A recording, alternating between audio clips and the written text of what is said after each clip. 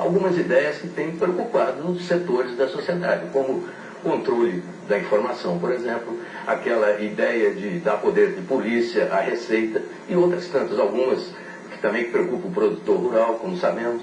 Eu queria perguntar ao senhor, essas ideias estão dentro do seu governo? Há possibilidade delas florescerem no governo seguinte, no caso da Dilma Rousseff ser presidente, ou no seu governo mesmo? Eu queria saber como é que isso acontece, que efervescência é essa que tem no seu governo? Eu queria me reportar a uma entrevista há muito tempo atrás que nós fizemos nesse programa, em que o Teles me fez uma pergunta sobre um documento aprovado no PT que falava uma série de coisas. E por ocasião, o Teles está lembrado, eu estava com o documento, eu falei, Teles, isso não é um documento do PT, isso é uma tese. Eu lembro disso, está em tantos anos, tem tantos anos, eu lembro.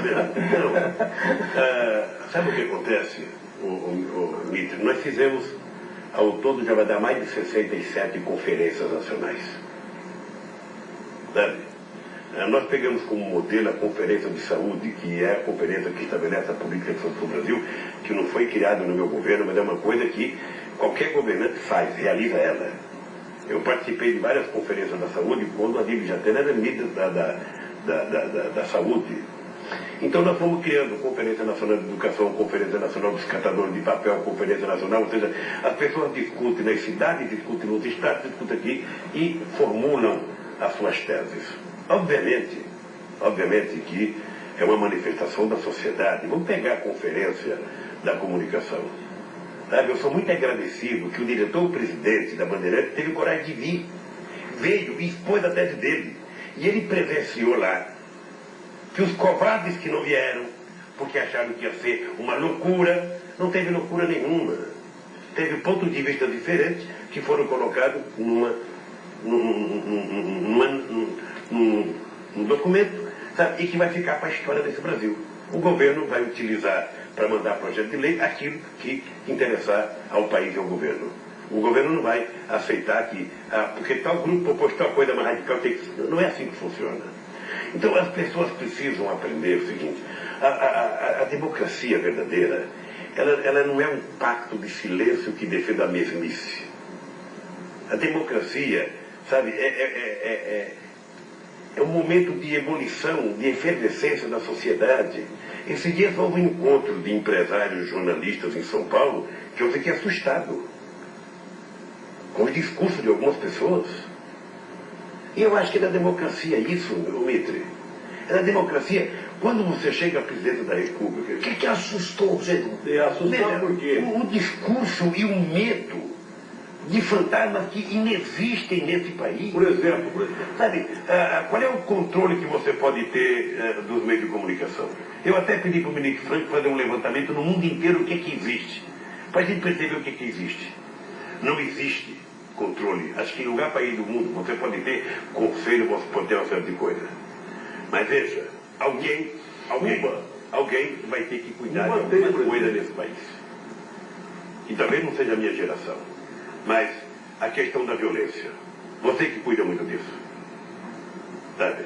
A questão da droga, isso está das 5 horas da manhã à meia-noite, todo santo dia, em quase todos os canais de televisão. Mas, presidente, uma criança, antigamente, eu falei um ministro da Justiça uma vez, porque está nos canais de televisão, porque está nas ruas. Você precisa primeiro resolver a violência das ruas para depois evitar que chegue na televisão. Porque aí, ninguém paga para ter traficante, bandido. Aí é perguntar quem é que nasceu primeiro, seu ovo ou se é a galinha. Aí é perguntar o seguinte. Veja, eu não estou dizendo que você não deva transmitir na televisão o noticiário.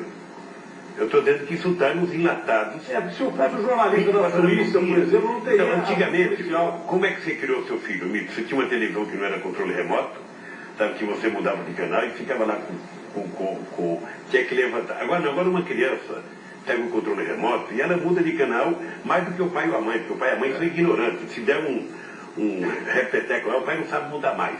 Agora, um moleque de 10 anos hoje, ele vira do avesso, entra em canal que você não sabe como entra, sabe?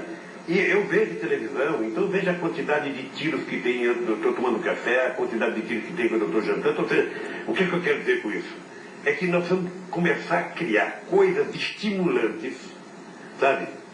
A paz, a educação, a cultura, ou seja, e tentar fomentar muito essas coisas, porque isso vai formando na cabeça das pessoas.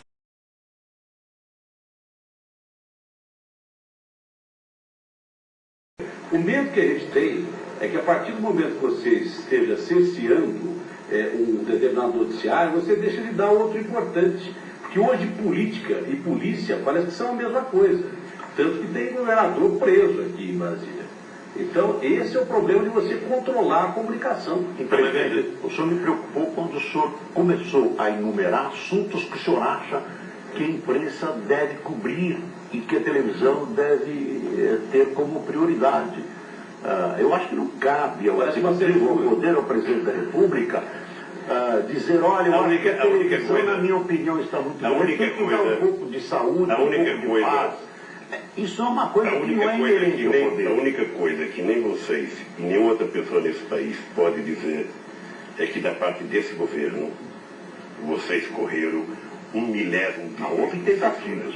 Jornalista, houve mais censura dos seus donos do que do governo. Não, mas houve tentativas de controle, presidente. Qual a tentativa, Boris? Qual a tentativa? A Anvisa, o projeto da Anvisa, o projeto que criava um conselho de jornalistas, são projetos de controle. Um homem democrata como você não pode ter medo de debate democrático. Não, de ser controlado, claro que você vai construir as coisas boas com debate político. O tempo em que as coisas eram construídas no gabinete de um homem de roupa verde acabou, Boris. Acabou. Agora é o seguinte, quem quiser construir vai ter que debater.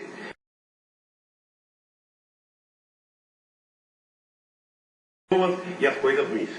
No governo e no país, o que é aprovado, porque o medo que se tem é uma coisa absurda, porque há sempre um caminho do meio. Mas era um projeto do final dessa coisa. Era um projeto do governo, era uma intenção. Mas é importante ouvir como é que seria feito. Deixa eu lhe falar uma coisa, meu filho. Houve um debate nesse país, houve um debate numa conferência que fez propostas.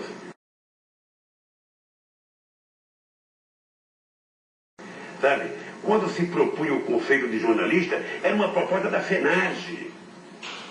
Não era uma proposta do governo, meu querido, era uma proposta da FENAGE, da Confederação Nacional dos Jornalistas desse país. Isso não quer dizer que ela representa todos os jornalistas, deve ter autoridade para controlar a imprensa. Se você tivesse na FENAGE seria o primeiro não deveria ter deixado passar aquela proposta. Acontece que a proposta era dos próprios jornalistas. Não, era de uma representação dos jornalistas que não representa o pensamento geral da imprensa. Você vai escrever na sua história que você teve o prazer de praticar jornalismo com o presidente mais democrático da história desse país, que nunca ligou para você para reclamar de uma notícia, que nunca ligou para você para pedir uma coisa, mesmo o Datena, que é meu amigo antes de muito tempo, e que foi mandado embora de um grande canal de televisão, porque me apresentou na campanha de 89 num comitê Ribeirão Preto, eu nunca liguei para o Datena para pedir um favor, nunca liguei para o MIT para pedir um favor, nunca liguei para o TED, nunca liguei para ninguém. A minha relação é uma relação democrática. Ficou muito claro. Acho que todo mundo tem o direito de dizer o que quiser e a sociedade brasileira só adota aquilo que lhe for conveniente. Presidente, o senhor é resultado disso, aliás. Aliás, está deixando claro que não há jamais nenhuma ideia de controlar o Brasil não aceita.